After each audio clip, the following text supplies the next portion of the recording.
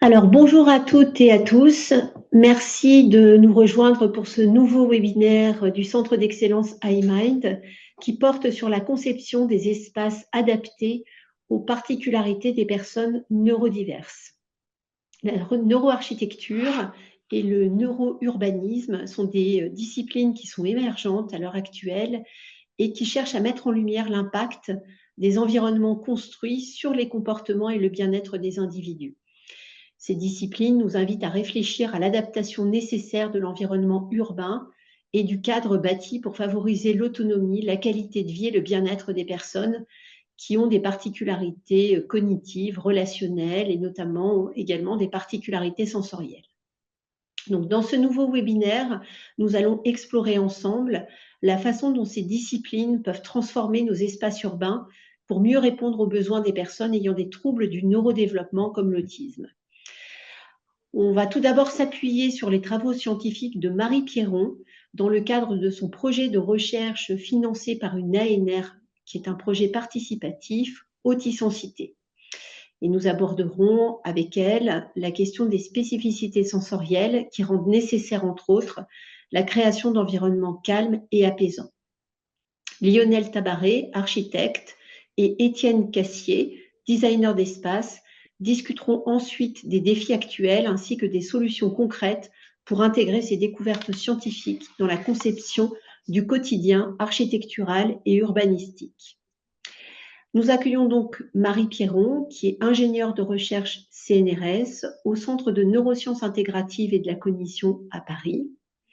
Lionel Tabaré, architecte, 107 Architecture. Étienne Cassier, designer d'espace, Studio Cassier.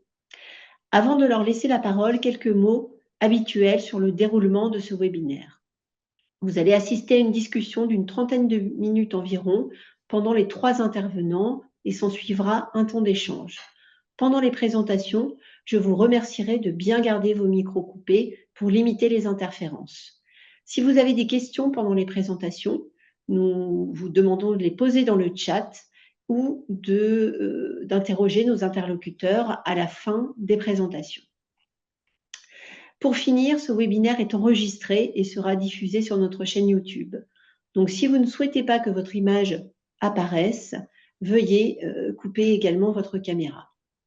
N'hésitez pas à vous abonner à notre chaîne et à nos réseaux pour vous tenir au courant de notre actualité et je laisse donc la place à nos 3 intervenants. À tout à l'heure. Donc, comme Caroline l'a présenté à l'instant, les résultats que je vais vous montrer s'inscrivent dans le cadre d'un projet de recherche participative. C'est-à-dire que c'est un projet qui va associer des chercheurs, des cliniciens bien sûr, mais aussi des personnes autistes et des collectivités territoriales, puisque si on veut travailler sur l'aménagement urbain, si on veut que ça ait des retombées concrètes, eh bien effectivement, ce sont des partenaires nécessaires dans ce type de projet. Et vous voyez, que, parmi les partenaires de ce projet, il y a une diversité, dans, les spécialités, mais aussi, dans, le type d'acteurs et sur, l'ensemble de la slide, vous avez globalement tous les partenaires que je ne détaillerai pas, aujourd'hui. Donc, nous, quand on a commencé à travailler avec le consortium sur, la question, de la sensorialité dans la ville, eh bien, on s'est rendu compte qu'on était loin d'être les seuls à se poser cette question-là et que, bien sûr, la communauté de l'autisme a été certainement la première à se saisir de cette question. Il y a notamment, une étude qui a été lancée par Autistica, qui est une association, anglaise, en 2016 et qui a mis en évidence qu'effectivement, rendre la ville accessible à la neurodiversité était réellement une priorité pour eux. Et puis ensuite, il y a eu plein de rendez-vous et je pense notamment au rendez-vous landais de l'autisme, organisé par le département des Landes où la même question a émergé. Les collectivités territoriales également se saisissent de cette question car elles vont accueillir, dans leurs espaces publics, mais aussi, dans leurs structures et dans les activités qu'elles peuvent développer, des personnes autistes et elles réfléchissent à comment faire pour, les accueillir au mieux. Et enfin, les chercheurs et les cliniciens, eh bien, se sont rendus compte qu'ils ont beaucoup d'informations en laboratoire sur les particularités sensorielles, mais peut-être peu sur des études qui se dérouleraient en milieu écologique, c'est-à-dire simplement en ville, classiquement.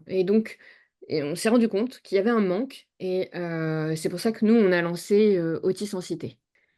Si on s'interroge plus particulièrement sur la sensorialité en lien avec l'urbanisme, c'est parce que 9 personnes sur 10 autistes vont avoir des particularités sensorielles. Et elles se traduisent par une hyposensibilité, c'est-à-dire une moindre sensibilité aux informations sensorielles, mais aussi par une hypersensibilité, c'est-à-dire une plus grande sensibilité à certaines informations sensorielles. Une personne peut être hyposensible à certaines informations et hypersensible à d'autres. Cela peut évoluer au cours de la journée, avec notamment la fatigue, mais ça peut évoluer aussi au cours de la vie. Et puis, il y a une troisième forme de sensorialité atypique, c'est la recherche de sensations, c'est-à-dire de chercher à se stimuler à partir d'informations sensorielles. Eh bien, ces particularités sensorielles, elles vont avoir des conséquences négatives sur la qualité de vie, l'autonomie et l'expérience de la ville que peuvent éprouver les personnes autistes. Elles ne sont d'ailleurs pas seules à avoir des particularités sensorielles. Si on regarde sur l'ensemble de la population, c'est en réalité 20 à 25 de la population qui va avoir des particularités sensorielles. C'est notamment les personnes avec un trouble neurodégénératif. Avant l'apparition des signes plus cognitifs, eh bien, on observe déjà des particularités sensorielles. On en observe dans la totalité des troubles du neurodéveloppement, et elles sont de mieux en mieux précisées, mais également dans la dépression, dans le trouble anxieux, dans la schizophrénie. Mis bout à bout, c'est finalement entre un habitant sur 4 et un habitant sur 5 pour qui la qualité sensorielle des lieux va être déterminante pour sa qualité de vie et son autonomie dans la ville. Donc finalement, l'urbanisme et l'architecture, eh bien, vont avoir un effet sur le cerveau, et c'est pour ça qu'on peut penser au neurourbanisme, c'est-à-dire comment réfléchir l'urbanisme pour qu'il soit compatible avec le fonctionnement de notre cerveau. Il en va de même pour la neuroarchitecture. Il y a des études qui montrent par exemple que la végétalisation a des effets sur la cognition, on regardera un petit peu plus tard, a des effets sur le comportement, notamment en termes de diminution du stress, etc. Mais c'est aussi le plan d'une ville, comment le plan d'une ville est conçu, qui va, si on a des difficultés en termes d'orientation visio-spatiale, être déterminant. C'est l'ambiance sensorielle d'une ville. Et moi, je parle plutôt du niveau cognition et comportement, mais il y a d'autres chercheurs qui travaillent sur le niveau cellulaire et qui montrent que l'urbanisme a également des effets qu'on peut mesurer au niveau cellulaire. Alors, c'est plus lié aux questions de pollution, de qualité de l'air, etc. Mais on voit que du coup, que ce soit depuis l'échelle cellulaire jusqu'au comportement, l'urbanisme va avoir un impact sur notre cerveau. Donc là, je ne vais pas vous détailler cette slide, mais en l'occurrence, elle reprend, en gros, c'est un état des lieux, des connaissances sur les particularités visuelles dans le trouble du spectre de l'autisme. Et vous voyez que depuis l'œil jusqu'à le traitement d'une information complexe par la moitié des aires cérébrales, puisque la moitié des aires cérébrales sont engagées lorsque vous traitez par exemple un visage, eh bien on retrouve des particularités, plus de troubles ophtalmologiques, une activation du cortex visuel primaire, qui est la première structure cérébrale à percevoir, enfin à traiter l'information visuelle. Elle traite d'ailleurs les informations plutôt de type luminosité, orientation, fréquence spatiale. Eh bien là encore, on retrouve des particularités. On en retrouve également sur la perception du mouvement, des visages. Et enfin, on en retrouve sur la façon dont on explore notre environnement visuel, dont on déplace notre regard avec le système oculomoteur. Et si on réfléchit bien, finalement, tout ce dont on a parlé tout à l'heure, toutes les formes de stimuli qu'on vient d'évoquer, eh bien, on les retrouve dans la ville. La lumière, qui renvoie notamment au cortex visuel primaire, mais aussi à la dilatation de la pupille, les traitements des reflets et contrastes, là encore le cortex visuel primaire, le traitement des mouvements avec les aires extrastriées et puis ensuite un certain nombre d'aires impliquées, les visages, etc. Donc on voit bien qu'en ville, notre système visuel va être stimulé avec plein d'informations différentes et qui vont faire intervenir au moins la moitié des aires de notre cerveau. Et donc voilà, c'est ce que je disais, hein, on a décidé de partager, de construire un projet de recherche participative. Et Caroline Demilly fait partie de ce projet. Donc, on se réunit régulièrement avec l'ensemble de nos partenaires, que ce soit les experts d'usage, c'est-à-dire les personnes autistes, les collectivités territoriales, des urbanistes, des chercheurs en neurosciences, en psychologie du développement, en géographie, etc. Et nous décidons tous ensemble de la direction que doit prendre ce projet, du type de tâches que nous allons faire. Nous discutons des résultats et on participe aussi, chacun d'entre nous, à la valorisation de ces résultats. Donc la méthodologie qu'on va employer, eh bien, on utilise des entretiens de groupe semi-structurés avec des personnes autistes. Ces entretiens sont par groupe globalement de 5 à 7 personnes maximum pour faciliter les échanges. Il y a d'autres entretiens qui ont lieu avec des proches et enfin un troisième groupe d'entretiens qui ont lieu avec des professionnels qui accompagnent des personnes autistes avec un trouble du développement intellectuel associé dans leur déplacement à pied. On recueille le témoignage sur l'expérience de la ville et je peux vous dire qu'il y a 3 mots qui me viennent immédiatement en tête quand on parle de cette expérience. C'est d'abord fatigue. Et ça, la fatigue, ça nous a été rapporté par tout le monde. La question de la douleur physique, y compris. Et le troisième, c'est l'anxiété. Donc, c'est quand même des mots qui sont à connotation très négative et qui montrent que l'expérience de la ville reste difficile telle qu'elle est conçue actuellement. Le deuxième chose que nous faisons dans le cadre de nos entretiens de groupe, c'est le fait qu'on est en train de concevoir un outil d'évaluation sensorielle de l'environnement urbain qui pourra être utilisé par tout un chacun ensuite et qui va avoir deux objectifs. Un objectif scientifique, de mieux comprendre les difficultés que peuvent éprouver les personnes autistes dans la ville, d'une part, et d'autre part, individuellement, ça peut aider à identifier des cheminements plus adaptés dans la ville. Ça peut aider aussi des collectivités à imaginer ce sur quoi elles peuvent travailler pour améliorer leur ville, etc. Et enfin, on a une troisième tâche durant nos entretiens de groupe qui nous permettent de concevoir, d'identifier les caractéristiques pour concevoir un espace public adapté aux spécificités des personnes autistes. Et ça, je vous présenterai les premiers résultats. Comme vous voyez qu'on est avec un groupe restreint de participants, l'idée c'est qu'ensuite on diffuse un questionnaire en ligne pour recueillir plus largement les informations et qu'ensuite on passe à la pratique avec la réalisation de marches sensorielles dans 5 villes, dont la métropole de Lyon, pour mesurer l'impact des environnements urbains sur le comportement et le bien-être des personnes autistes. Donc c'est là où les architectes prennent la parole. Et bonjour. Euh, Comme l'a dit Marie, la végétalisation, c'était vraiment un des enjeux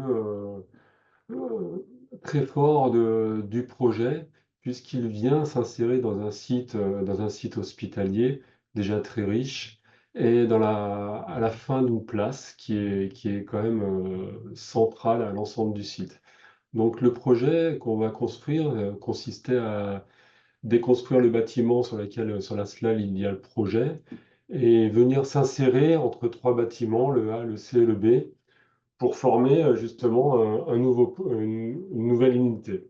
On voit que sur ce projet, slide suivante, qu'il y a des arbres, et notre volonté était de pouvoir justement insérer au mieux le projet en conservant cet arbre, en permettant aussi une continuité visuelle, une continuité végétale, et justement ouvrir le site et le parc de notre projet sur la place et communiquer, se connecter avec l'ensemble du site.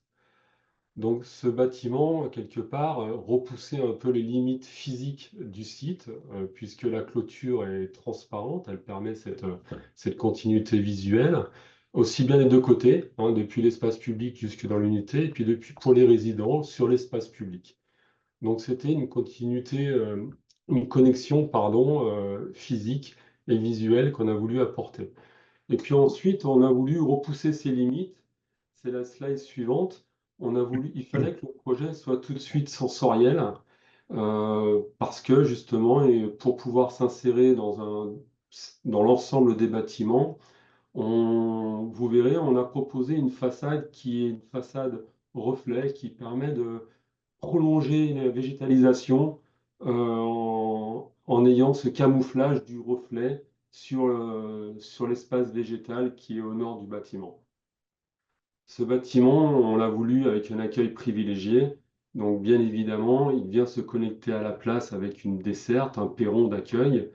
Mais c'est surtout, on l'a voulu à l'échelle pavillonnaire pour encore mieux s'insérer, que ça soit plus une échelle plus humaine, vraiment une vision de la maison, d'un chez-soi. Donc c'est pour ça qu'il se compose de deux bâtiments, le bâtiment principal A qui est l'espace de vie avec les ailes d'hébergement, et puis l'espace B qui est vraiment le petit pavillon des activités qui vient aussi se connecter avec le parc et cette structure végétalisée qu'on a conservée. C'est pour ça qu'elle est très orthonormée, mais elle permet au bâtiment de dire justement qu'il est là depuis très longtemps. Mais au final, ce sont la végétalisation qui a été, c'est ces arbres majestueux qui sont là et qui font de ce bâtiment, de notre projet, qui s'insère correctement et très favorablement dans le paysage. Donc on a une forme voluptueuse qui nous permet de pouvoir connecter avec, toujours pareil, en mettant en valeur la végétalisation et de proposer un bâtiment qui s'insère sous les arbres, donc plutôt institutionnel. C'est la première unité de neurodéveloppement dédiée à des gens atteints du TSA. Il fallait qu'il ait cette image, voilà, d'institution, de fondation un petit peu qu'on voulait conserver. Et puis beaucoup de transparence aussi parce qu'il est fortement connecté sur les parcs. Il propose des vitrages cadrés sur des arbres existants majestueux. Donc cette mise en valeur, voilà, elle est à l'entrée du site, on est dans cet univers. Et puis un peu de bois pour aussi le rendre très chaleureux. On a tous du bois dans nos maisons. Le bois pour nous était vraiment un matériau important pour pouvoir justement appréhender cette entrée, cet accueil. Et puis on commence, on voit bien sur cette façade vitrée qu'on commence à jouer encore une fois sur cette sensorialité en proposant des visions qui sont arrêtées et des propositions qui sont plus éloignées avec ces perspectives. Voilà, donc on a ces différents plans qui s'opèrent sur la place, avec un bâtiment qui peut disparaître et un bâtiment qui est accueillant, un petit peu intimiste, enfin très intimiste avec ce perron et très chaleureux avec ce bois. Le reflet végétal, on va voir que justement, c'est cet effet-là qu'on voulait, c'était vraiment prolonger les espaces verts. Marie nous a expliqué qu'on se sentait mieux. Dans les premières conférences qu'on a fait avec Marie, tu nous avais expliqué les élèves qui traversaient une forêt, les élèves qui traversaient la ville. C'était pas le même résultat à la fin sur leur concentration. Donc, on a voulu vraiment accentuer cette sensorialité d'être dans la forêt, de prolonger cette place existante et qui, voilà, qui donne aussi cette ampleur majestueuse. Donc, ce petit côté reflet, c'est la slide d'après, s'il te plaît. On l'a mis un petit peu en façade et on estime, quand on regarde un petit peu le bâtiment de loin, eh ben, on perçoit son entrée et le reste de la façade disparaît en laissant place à une nouvelle image de la forêt recomposée. Si on parle un petit peu de l'organisation, donc forcément, nous, en tant qu'architectes, on répond à un programme fonctionnel, un projet médical avant tout. Donc on retrouve cette forme courbe depuis l'entrée sur le bas de l'image qui permet au bâtiment de s'ouvrir et de se connecter entre la place et le parc. Cette volonté de connecter le parc privatif de l'unité au centre de l'unité, c'était vraiment très important pour nous et pour, je pense, l'équipe médicale, de pouvoir toujours se projeter, de toujours pouvoir inciter le résident à se connecter avec l'extérieur. C'est pour ça que l'espace vert qui est au centre de l'image symbolise un petit peu tout l'espace de vie du bâtiment principal. Euh, et le bâtiment qui est à l'extérieur en bas à droite représente les salles d'activité. Et donc forcément, on doit traverser le parc pour y accéder. Donc globalement, le bâtiment, on voit bien les contraintes avec les bâtiments existants sur le haut de l'image en gris.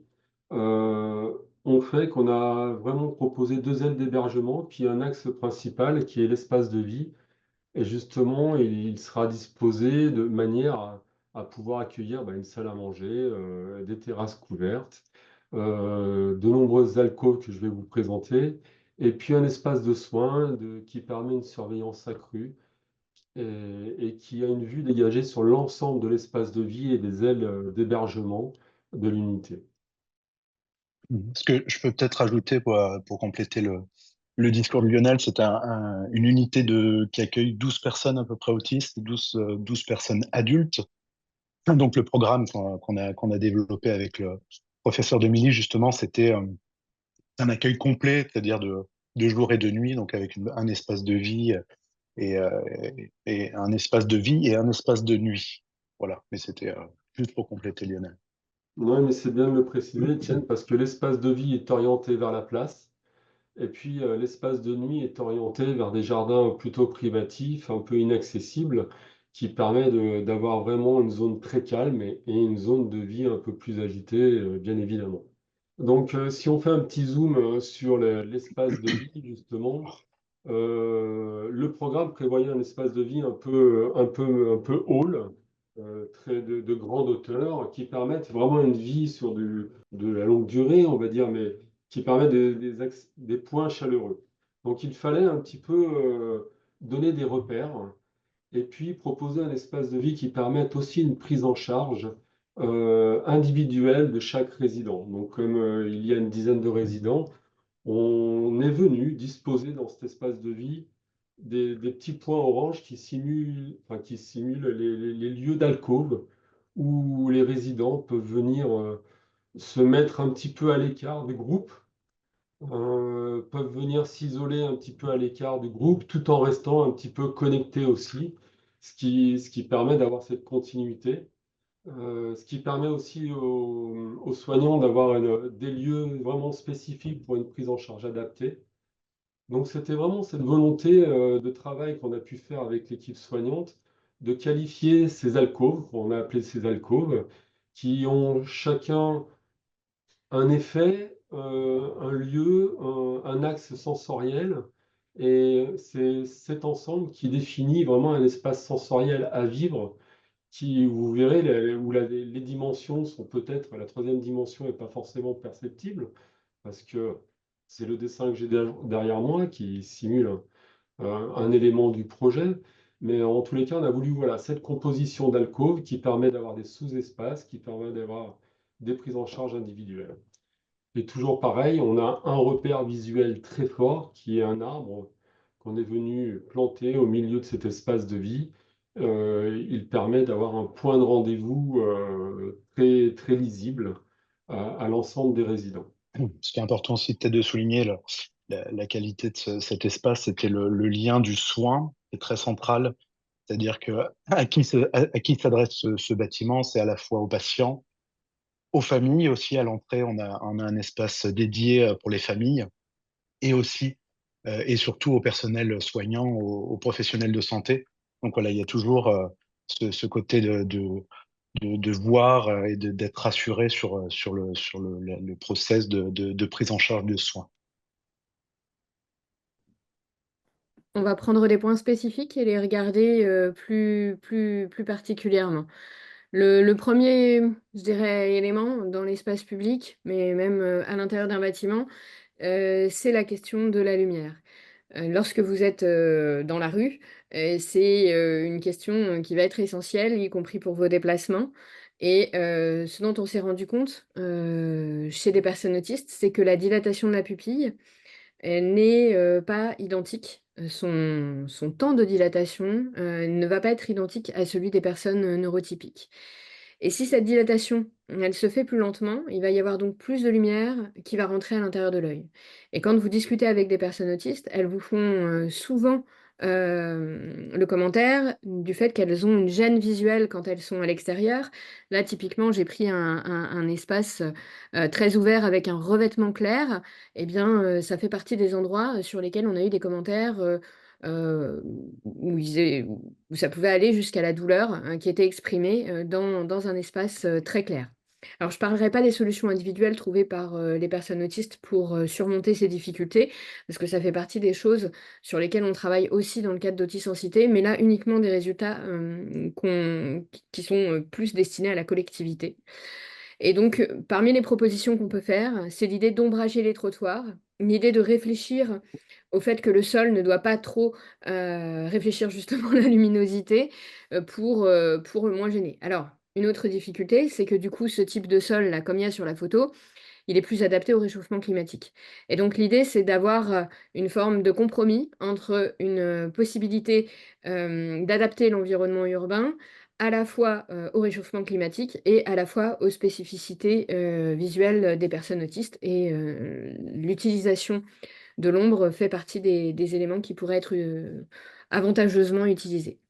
Donc, on en revient à notre volonté de pouvoir justement gérer la lumière. Nous, en tant qu'architectes, l'enjeu premier de la conception de notre bâtiment, c'est comment faire rentrer, comment gérer cette lumière. Donc, pour les autistes, elle doit être omniprésente, mais elle ne doit pas être éblouissante. Pour autant, elle doit aussi proposer cet accès cette vue sur l'extérieur, mais aussi permettre d'être une vitre opalescente, permet aussi d'être reconcentré sur l'activité première. Par exemple, tout le travail qu'on a pu faire avec Madame Demilly sur la salle à manger et ses perspectives ou non qui nous permettent d'être concentrés sur son assiette. Donc on voit bien sur cette image que les arbres conservés permettent déjà de proposer une végétalisation dense fortement existantes, en continuité avec la place, et puis des grandes baies vitrées qui nous permettent aussi de se connecter facilement et physiquement avec la salle d'activité qui est à l'extérieur, mais aussi avec le jardin qu'on voit sur l'image. On verra aussi qu'on est venu créer des lumières zénitales dans l'espace de vie avec des oreilles en toiture qui orientées au nord. Donc on a toujours une lumière naturelle, douce, mais jamais éblouissante, éblouissante, pardon. Et cette composition nous permet de proposer un bâtiment lumineux, euh, régulièrement luminé, parce qu'on a pu voir déjà en le visitant que sans lumière électrique, on a une belle luminosité, une belle sensibilité. Et ça participe à la création d'un espace sensoriel. Donc voilà un petit zoom un petit peu sur les espaces extérieurs du bâtiment. Donc on retrouve le bois qui est en sous-face de ces grands auvents qui nous permettent de nous protéger des lumières naturelles, de nous abriter aussi des éléments. Ces baies vitrées et ces vitrages plus ou moins opalescents qui viennent comme ça créer des diffractions par rapport à la lumière et par rapport au phénomène justement de concentration possible par rapport aux vues suggérées. À l'intérieur, cette lumière, on la voulait douce. On voulait vraiment créer cette ambiance apaisée, pouvoir concevoir un univers moins anxiogène et propice à la détente.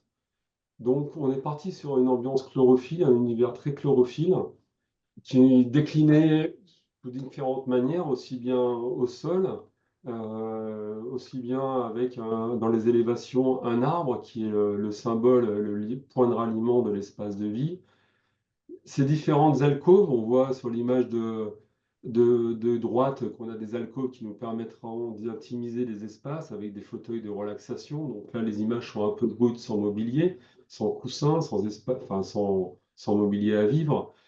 Et puis tout ce travail qui a été fait en plafond, où justement il nous permet de proposer peut-être à des personnes qui n'ont pas forcément cette perception ou qui ont une perception différente de la nôtre de la troisième dimension, un repère aussi visuel au plafond, structurant, et qui nous permet aussi de proposer un éclairage pour les soirées qui soit doux, qui soit tamisé, qui est gradable.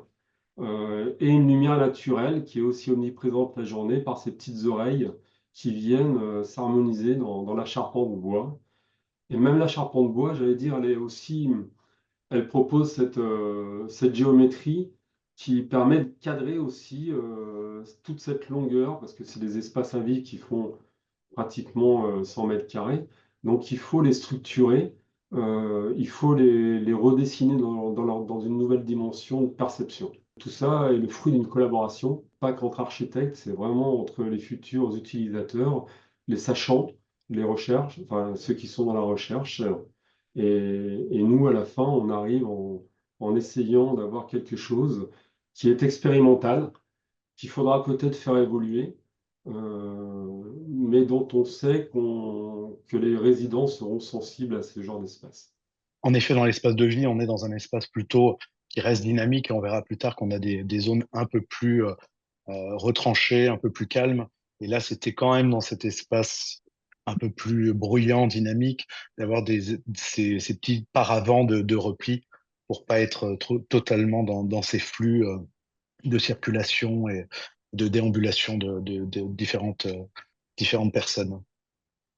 Je dirais que le deuxième type d'information sensorielle, visuelle présente dans l'environnement qui peut être particulièrement complexe à traiter, c'est la question du mouvement, de la vitesse et de la distance.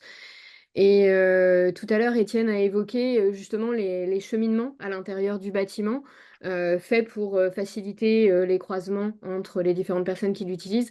Ça, c'est un élément essentiel parce qu'on sait qu'une partie des personnes autistes vont avoir des difficultés à percevoir la cohérence d'un mouvement. C'est quand vous avez, par exemple, un vol des tourneaux, ces petits oiseaux qui volent un petit peu dans tous les sens.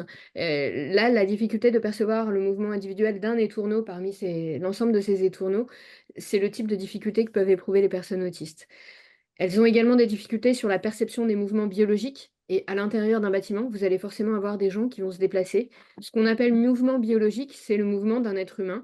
C'est le mouvement qu'il fait avec ses lèvres, ses yeux, ses joues en parlant, mais c'est aussi avec l'ensemble de son corps. Et là encore, on observe des difficultés. Et nous, dans le cadre de nos travaux avec Autisme en Cité, on s'est rendu compte que ces difficultés de traitement de mouvement, de vitesse, de distance, de perspective, était vraiment déterminant dans les échanges avec la ville et était vraiment de nature à entraver beaucoup les déplacements. Ce sont les déplacements sur les trottoirs quand vous allez croiser une autre personne. Ce sont les déplacements pour traverser le passage piéton. Parce que quand vous avez des difficultés à appréhender la distance ou la vitesse, vous n'allez jamais savoir si vous allez pouvoir traverser ou alors vous allez vous jeter sous une voiture parce que vous n'allez pas voir cette voiture arriver. Donc c'est vraiment quelque chose qui est extrêmement important. Ce sont des troubles neurovisuels et ça, notre étude l'a vraiment mis en avant. Et les urbanistes ont proposé l'idée, qui d'ailleurs est répandue maintenant dans l'aménagement urbain, d'avoir des pistes cyclables en site propre, séparées physiquement du trottoir. Et quand on dit séparées physiquement, il faut que physiquement, les éléments qui composent le trottoir de la piste cyclable soit différenciant. C'est une histoire de matériaux, c'est une histoire de couleurs, etc. Il est très important aussi de pouvoir sécuriser les passages piétons pour réduire bien sûr la vitesse des véhicules, des vélos, de tout ce qui roule à proximité. Et l'idéal est d'ajouter un feu de signalisation parce que le feu de signalisation permet justement de ne plus avoir besoin d'analyser les vitesses et les distances. Donc voilà, un univers sensoriel.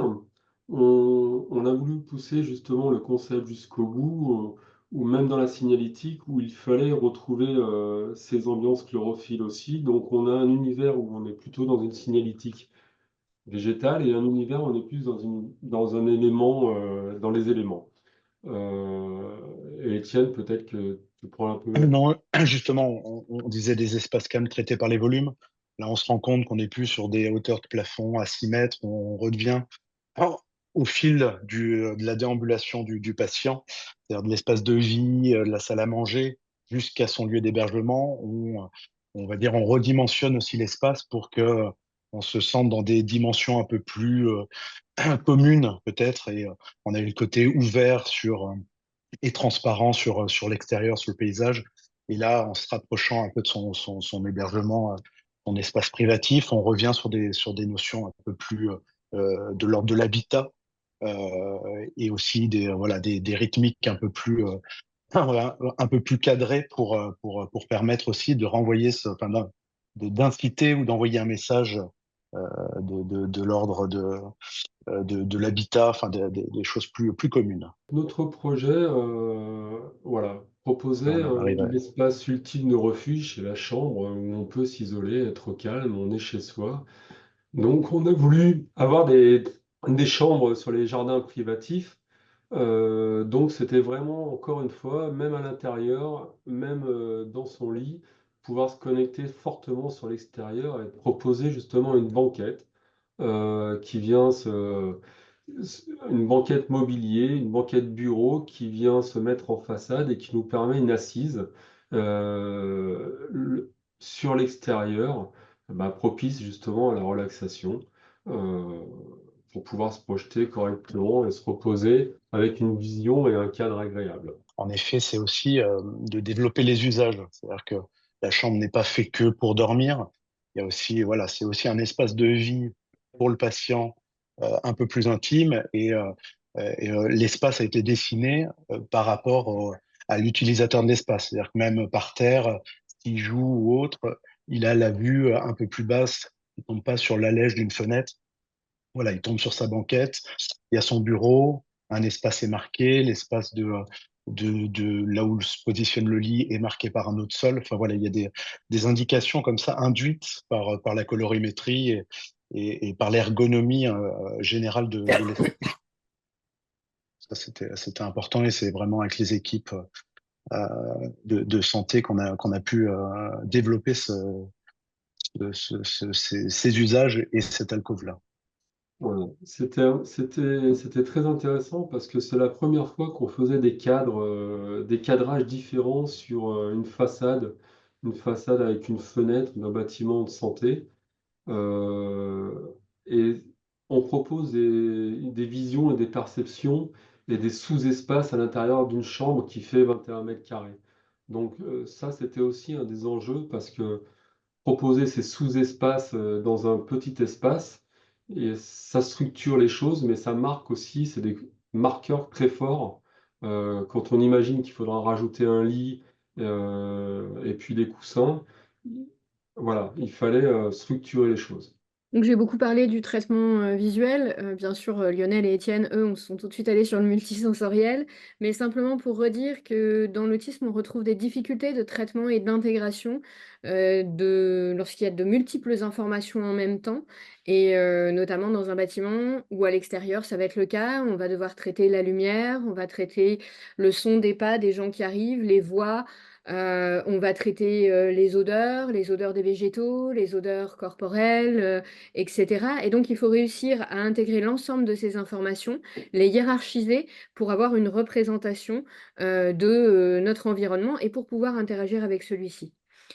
Et ça, ce sont des choses qui peuvent être difficiles pour certaines personnes autistes. Et donc, l'idée que nous, on propose, ce serait l'idée d'avoir uniquement les informations sensorielles qui sont nécessaires aux interactions avec l'environnement et de supprimer les informations qui sont finalement une surcharge. Et puis de créer des espaces récupérateurs, des espaces calmes dans l'espace public. Et ça, on est en train de travailler pour les définir précisément, le type de matériaux à utiliser, l'emplacement, quelle structuration dans l'espace, etc. Mais en tout cas, c'est vraiment un élément très important. Et les personnes autistes, quand elles nous parlent de leur cheminement en ville, elles trouvent elles-mêmes ces petits espaces calmes qu'elles se sont créées au sein de la ville. Ces petits espaces calmes, ce sont les fameuses alcôves dont je vous parlais tout à l'heure. Elles proposent des lieux sensoriels apaisants et permettant, je le rappelle, une prise en charge individuelle. Donc là, on voit l'exemple d'une alcôve. Euh, Pourquoi on la montre en premier? Parce que quand on a fait les différentes conférences et après avoir échangé, c'est l'alcôve qui plaît le plus. Parce que justement, elle est relativement cocooning, elle nous encastre, elle nous enveloppe. Pour autant, elle nous propose une façade sur sur la circulation ou sur l'aménagement global. Et surtout, en fait, ça permet aussi d'apporter encore une fois, des usages différents et des postures différentes. Les patients, mais même nous, on a différentes attentes, on a différentes typologies de corps, d'âges différents, donc on a des souhaits, même en fonction de la journée. On n'a pas forcément des ressentis pareils. Donc là, c'était pour la première alcôve, pour décoller un peu du sol, d'avoir une assise un peu, comme les capsules japonaises. Donc là, c'est l'alcôve 2 qui est plutôt une démarche de entrer dans une sorte d'igloo et de retrouver un paysage, un ciel étoilé avec un coucher de soleil en 360 degrés, avec une diffusion sonore et aussi différente. Il y a beaucoup le gradation d'éclairage et la maîtrise de changer la couleur de l'éclairage, qui permet aussi de changer le ressenti qu'on a de l'espace ou de l'alcôve. Mais voilà, ça fait partie de ces choses-là développées. Comme Marie l'expliquait, comme ça permet aussi à chacun de pouvoir se retrouver dans un espace différent on va dire, qui se connecte plus à soi. Et lui est sensiblement proche voilà, et personnelle. Mais alors du coup, cette alcôve, elle a une particularité, c'est vraiment, on s'était engagé avec la professeure d'Émilie à faire un bâtiment expérimental. Bon, on en a la preuve sous nos yeux. Cette alcôve-là, on l'a faite sur mesure, on l'a imaginée sur mesure. Elle a été très compliquée à faire justement parce que ce fameux ciel étoilé sous une voûte un petit peu stéréotaxique, c'est pas tous les jours qu'on en fait. Et puis cet univers, le choix des matériaux, la couleur de l'image qu'on va montrer, euh, tout ça participe à créer un univers sensoriel propre, propice à peut-être un ou deux résidents, et pas aux autres, qui trouveront dans l'image précédente peut-être un lieu plus apte à leur sensibilité. Là, on a des alcôves qui sont un peu plus, un peu moins personnels, un peu plus ouverts encore sur les autres. D'ailleurs, on le voit par l'aspect lumineux de l'espace. Donc, une alcôve où on est un peu plus allongé, apaisante. Et puis, Étienne, je te laisse présenter l'autre alcôve. Bah non, mais Marie le développera sur sa slide suivante, mais l'idée du paysage, alors nous on le traite par l'art, c'est-à-dire le symbole, la fenêtre ouverte sur quelque chose de peut-être un peu plus spirituel, mais qui permet d'illustrer quand la nuit tombe et que, on va dire, l'extérieur devient noir, on a encore cette petite, ce petit rectangle éclairé qui illustre encore le paysage, et puis le côté à gauche qui était plutôt euh, de ramener, on va dire, symboliquement l'eau avec cette un peu cette assise dans cette couchette en cascade, et puis d'avoir pareil un plafond plus bas et un éclairage qui vient changer de couleur ou de rythme et qui vient un peu on va réagir avec la matière du mur qui est cannelée. Donc voilà, c'est ce jeu entre lumière, la matière euh, et, euh, et toute la symbolique un peu du paysage et de la nature qui nous était demandé fortement par les équipes pour justement coller un peu aux recherches qu'ils avaient faites. Alors, je vais aller très vite parce que je pense qu'on a dépassé le temps, mais simplement de dire que finalement, la nature, la végétalisation, elle a un effet positif sur le niveau de stress, sur la santé mentale, mais aussi sur les capacités cognitives, les capacités de mémorisation, d'apprentissage. Et donc, c'est extrêmement important, la présence de la nature dans l'environnement urbain, aux abords des écoles notamment, mais pas qu'aux abords des écoles, un petit peu partout. Et dans notre étude, les parcs et les espaces verts ont été jugés très positifs. Ce sont les éléments favorables qui sont ressortis dans le témoignage des personnes autistes, avec également les fontaines et l'eau, enfin les cours d'eau. Voilà, et donc l'idée, ce serait d'augmenter la part de végétalisation, et pas uniquement dans les parcs, mais de l'utiliser, y compris pour atténuer les effets de la circulation enfin, aux abords des trottoirs. Voilà.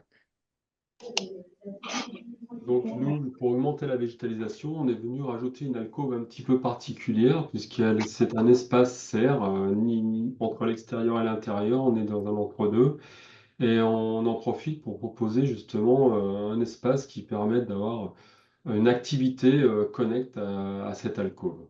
C'est place aux questions, voilà.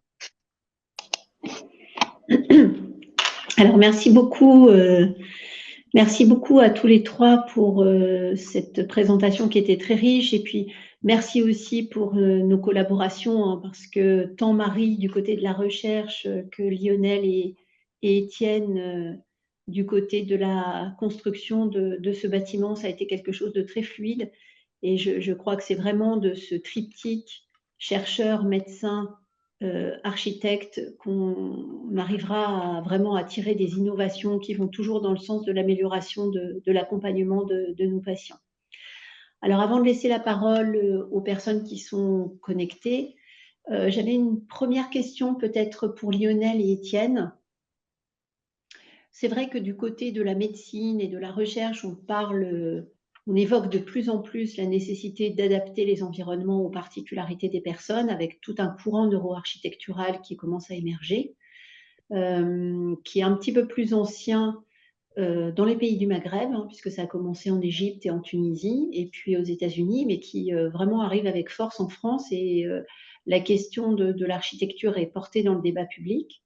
puisque vous savez qu'en ce moment, la stratégie est en train pour l'autisme est en train de déployer des projets de petites unités résidentielles pour personnes avec autisme, et la question du cahier des charges architectural est une question assez centrale dans l'appel à projet. Donc, cette évolution montre bien que même les pouvoirs publics, aujourd'hui, tiennent compte de ces avancées. Et je voulais savoir du côté des designers, des cabinets d'architectes un petit peu partout en France, est-ce que c'est une question qui s'invite dans les pratiques? Est-ce qu'ailleurs, il commence à y avoir des liens entre les architectes et des médecins ou des chercheurs? Est-ce que dans vos connaissances, Lionel et Étienne, c'est un courant qui est en train de s'implanter, de progresser? Je prends la parole, Étienne. Vas-y, Euh, vas-y. Effectivement, à travers notre métier, c'est le fruit d'une collaboration, donc on a besoin de vos connaissances, on a besoin de vos retours pour pouvoir dessiner et proposer des espaces. Donc cet échange collaboratif, c'est essentiel pour nous. Euh, Nous, c'est la première fois qu'on pouvait collaborer autant dans la sensorialité, dans la matérialité et la sensorialité de nos projets. Donc, on a l'habitude de pouvoir gérer des séminaires pour récolter les informations. Bien souvent, elles sont plus fonctionnelles que sensorielles. Donc, pouvoir travailler comme on a fait, c'est novateur, euh, c'est formateur. Et puis, si le résultat vous plaît, ça prouve bien que c'est essentiel. Ouais. Mais à ma connaissance, on n'a pas des grands moments de recherche comme on a pu faire sur cette opération. C'est sûr que on a deux métiers différents entre les chercheurs et les architectes, mais il y a cette même volonté, en fait, et la science permet de le prouver. Nous, on peut pas le prouver, on a juste un métier qui commence par art, donc on a ce petit côté sensible qui permet des fois de nous dire que les lieux aussi doivent correspondre à différents utilisateurs, comme je le disais. Alors là, on l'a expérimenté vraiment, vraiment à fond, mais je pense qu'aussi ces recherches auraient tendance, auraient vocation en tout cas à aller sur d'autres projets, même pour des personnes sur les traitements acoustiques, sur les différentes typologies d'assises, des choses comme ça. Voilà, on est tous un peu différents. Il faut que l'espace soit à l'écoute de ces demandes d'usagers. Alors, c'est vrai qu'Étienne et moi, on a beaucoup travaillé aussi sur les EHPAD, et vers les EHPAD, on commence à ressentir cette volonté dans les bâtiments médico-sociaux de pouvoir s'inspirer de nouvelles sensibilités. Notamment au Canada, il y a les résidences seniors intègrent des espaces serres dans leur programme de base. Parce qu'on sait qu'au-delà de l'activité, ce rapport avec la végétation, cette continuité-là est importante, d'autant plus pour les personnes âgées, par exemple. Alors, j'ai encore d'autres questions, hein, du coup, j'en profite. Que je vous ai tous les trois, j'en profite. Cette question s'adresse peut-être un petit peu plus à Étienne et à Marie. On a quand même dans ce type de projet une question de budget, hein, et tous les hôpitaux n'ont pas forcément la possibilité du moins dans un temps rapide, à moyen terme, de transformer leur offre architecturale. Est-ce que vous auriez des conseils, des choses assez simples qui peuvent être proposées dans les stratégies soit d'aménagement, soit de réhabilitation des lieux pour les rendre plus compatibles avec les troubles du neurodéveloppement? Des petites choses qui peuvent être faites à l'échelle de nombreux établissements. Pour moi, la première chose, c'est peut-être d'établir un bilan et du coup d'utiliser l'outil d'évaluation de l'environnement sensoriel qu'on est en train de développer parce que je pense qu'il faut vraiment travailler avec les personnes autistes pour identifier quelles vont être les difficultés sensorielles, quels sont les éléments favorables de l'environnement et de pouvoir essayer de faire des micro-aménagements par la suite. Et j'entends tout à fait la question des restrictions budgétaires. On a la même question quand on va vers les collectivités territoriales. Et la semaine prochaine, on présente ce projet devant un colloque de collectivités territoriales. Donc, je suis certaine que la même question va nous être posée. Mais en l'occurrence, l'idée, c'est vraiment d'aller sur des micro-aménagements et qui soient également dans un sens favorable à l'ensemble de la population, bien sûr, mais aussi par rapport au réchauffement climatique. Donc, je pense que même dans des bâtiments qui sont déjà construits, d'abord faire une première évaluation en incluant les personnes autistes, puis ensuite essayer de travailler à trouver des solutions, mais des solutions qui sont parfois simples parce que tout à l'heure on a parlé de pas de lumière directe. Ben, parfois quand on a une lumière directe, on peut simplement la tamuser. On peut, enfin voilà, il y a des choses qui ne sont pas structurelles et sur lesquelles on peut effectivement jouer. Et c'est là-dessus, à mon avis, qu'il y a des possibilités. Et puis ensuite, quand un bâtiment est réfléchi, je pense qu'il faut vraiment intégrer je dirais, le volet neuro-urbanisme, neuro-architecture dès la conception pour que ce bâtiment soit plus adapté. Je pense aussi Ah, qu'il y a une possibilité de pouvoir intervenir dans la conception sur la colorimétrie, la chaleur de la lumière. C'est-à-dire qu'on est tous habitués à avoir des lumières un peu blanches. On a maintenant les technologies pour proposer justement des lumières qui puissent amener une chaleur beaucoup plus émotionnelle, beaucoup plus forte que la lumière blanche ou jaune. Donc je pense que ça a aussi un aspect important dans des espaces, même ne serait-ce que d'attente de vie ou aussi de chambre parfois. Ce qu'on appelle en architecture intérieure, enfin, il y a une démarche comme ça qu'on a nommée un peu scénographie hospitalière. C'est-à-dire que des fois, un espace, ça restera un sol, des murs, un plafond. Et ça, souvent, on n'a pas trop sur des budgets, on n'a pas trop d'emprise là-dessus. En revanche, rajouter une petite lampe, un papier peint, un peu sur mesure, en tout cas qui plaît, et de ramener un panneau acoustique parce que l'espace développe ce sens, enfin, à ce symptôme-là. Des fois des réponses hyper simples, mais qui peut répondre à n'importe quel type d'espace.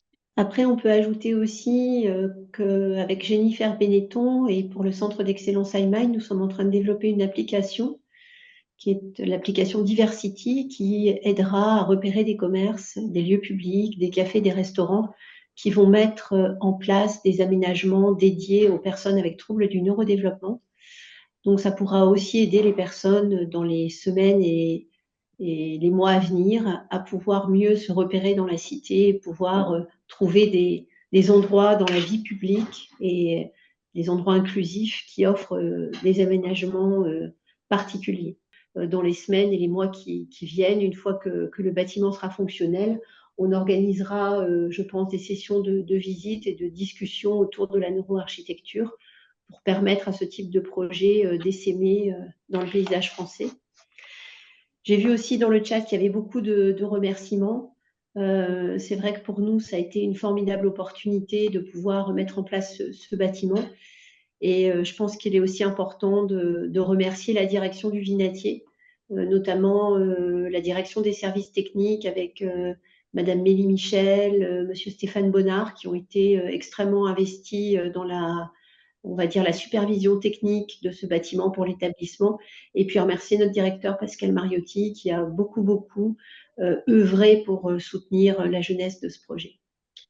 Voilà, je pense qu'il est 13h30. Nous sommes à la fin de notre webinaire. Je vous remercie encore tous les trois, Marie, Lionel et Étienne, pour ce moment de Merci à partage vous. scientifique et citoyen. Et c'était un très bon moment. Merci à vous trois. Merci Merci beaucoup. beaucoup.